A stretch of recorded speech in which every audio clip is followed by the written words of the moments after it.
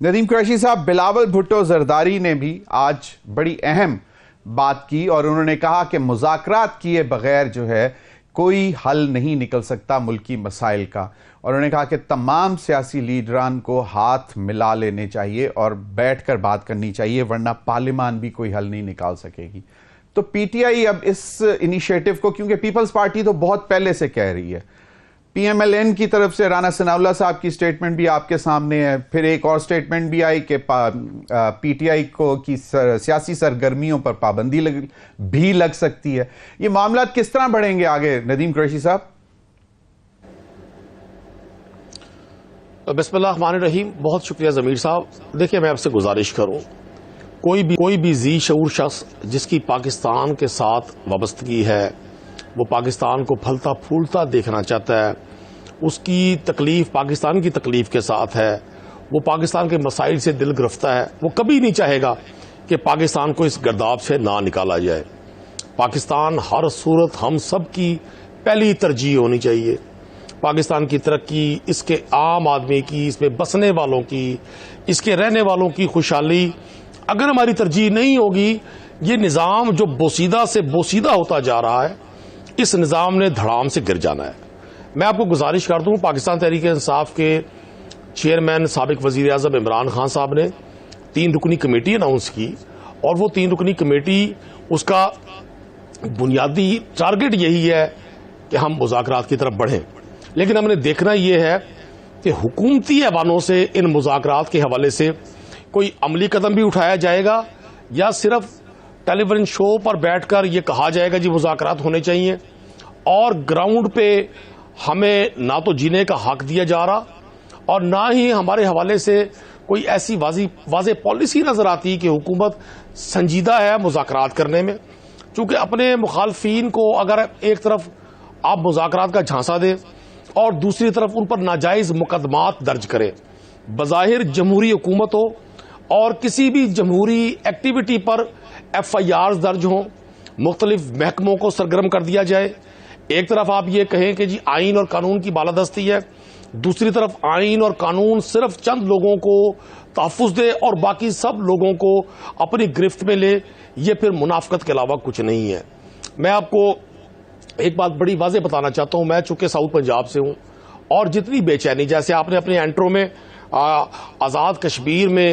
ہونے والے سارے حالات کا ذکر کیا، اس میں مجھے بڑی حیرانی ہوئی جب وزیر اعظم یہ فرماتے ہیں کہ جی اس معاملے کو مزید ہوا نہ دی جائے۔ کیا وزیر اعظم اس بات پر غور نہیں کرتے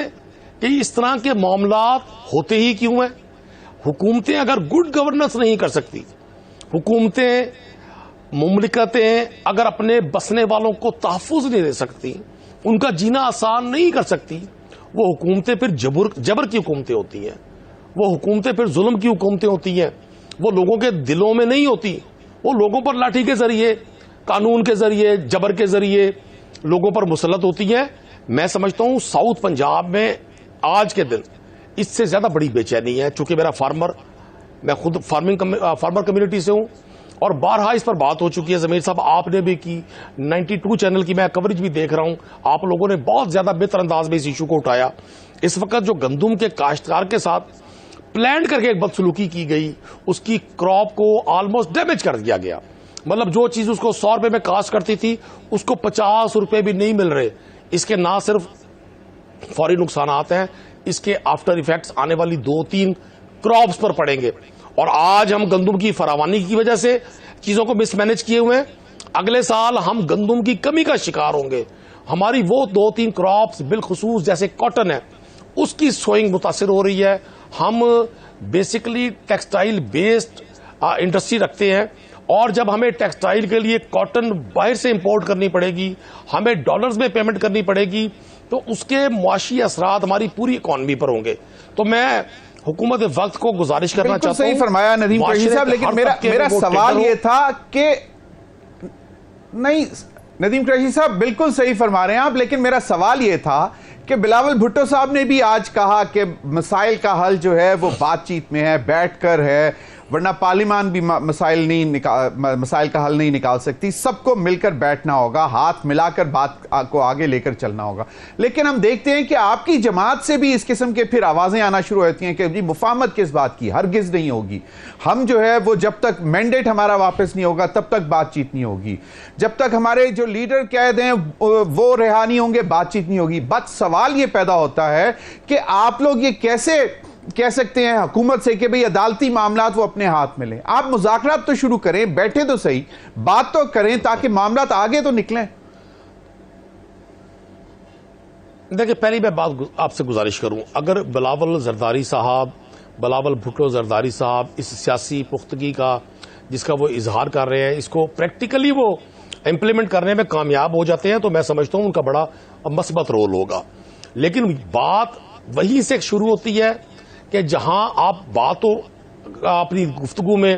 اپنی ڈیبیٹس میں مفاہمت کی کرتے ہیں, لیکن آپ کے رویے مفاہمانہ نہیں ہیں.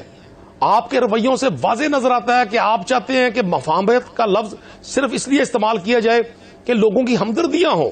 لیکن گراؤنڈ پر آپ کی کوشش ہے کہ کرش کر دیا جائے. رشید صاحب, آپ نے حسن مرزا صاحب کی بھی گفتگو سنی اور وہ باقاعدہ حکومت کے ساتھی ہوتے ہوئے بھی بہت ساری چیزوں پر حکومت کی غلط پالیسی, خاص طور پر گندم کے حوالے سے آواز اٹھا رہے ہیں, جہاں کہ پنجاب جو حکومت ہے اس نے کہہ دیا کہ ہم بالکل گندم نہیں خریدیں گے اور اس سے 400 ارب روپے کی بچت ہوگی جو بیسیکلی ہم سبسڈیز میں کنورٹ کریں گے اور فارمر کے لیے بہتری لائیں گے. لیکن یہ پالیسی اس دفعہ گندم اٹھانے کے بعد آنی چاہیے تھی. لیکن معاملات یہ ہیں کہ اس سے بڑے ایشوز بھی ہیں, بہت بڑے. آئی ایم ایف کا مشن آپ کے پاس اس وقت پاکستان میں موجود ہے, کل صبح سے ان سے مذاکرات شروع ہونے ہیں. وہ کہہ رہے ہیں کہ سیاسی اگر عدم استحکام رہے گا تو پاکستان یہ جو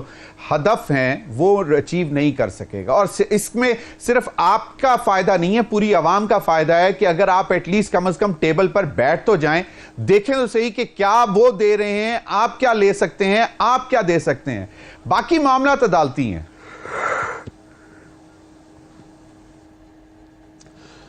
دیکھیں ضمیر صاحب, ایک تو حسن مرتضیٰ صاحب نے ایک خاص جو انداز ہے گفتگو کا اور ایک جو ٹاپک ہے اس کو چھوڑ کر ساری باتیں بڑی مثبت کی ہے. یہ چونکہ خود عوام کی نمائندگی کرتے ہیں, عوام سے منتخب ہیں, ان سے بہتر کوئی شخص کیا جانے گا حالات کو. اب اسلام آباد میں بیٹھ کر کوئی بیوروکریٹ اگر خیرپور ٹامے والی کا اور چنوٹ کا اور دھنوٹ کا اور کروڑ پکے کا ایشو حل کر سکتا ہوتا تو پاکستان آج بہت آگے ہوتا. عوام کے منتخب لوگ ہی عوام کے مسائل کو سمجھتے ہیں اور وہی پریکٹیکل پالیسیز بناتے ہیں. جہاں تک آپ نے آئی ایم ایف کے وفد کی بات کی ہے, دیکھیں ہم سب سمجھتے ہیں کہ پاکستان کی ترقی ہی ہماری ترقی ہے. کون چاہے گا, کون بدبخت ہوگا جو پاکستان کی خدا نخواستہ نیک نامی پر کوئی حرف چاہے گا یا پاکستان کی ترقی نہیں چاہے گا. ہم جہاں آج پہنچے ہوئے ہیں ایک ڈیجیٹل دور کا زمانہ ہے. پاکستان ان ملکوں میں ہے جہاں آبادی کی میجورٹی نوجوانوں پر مشتمل ہے اور جس قوم کا نوجوان مایوسی کی طرف چلا جاتا ہے اس کے لیے ترقی کے راستے بڑے ہی محدود ہو جاتے ہیں.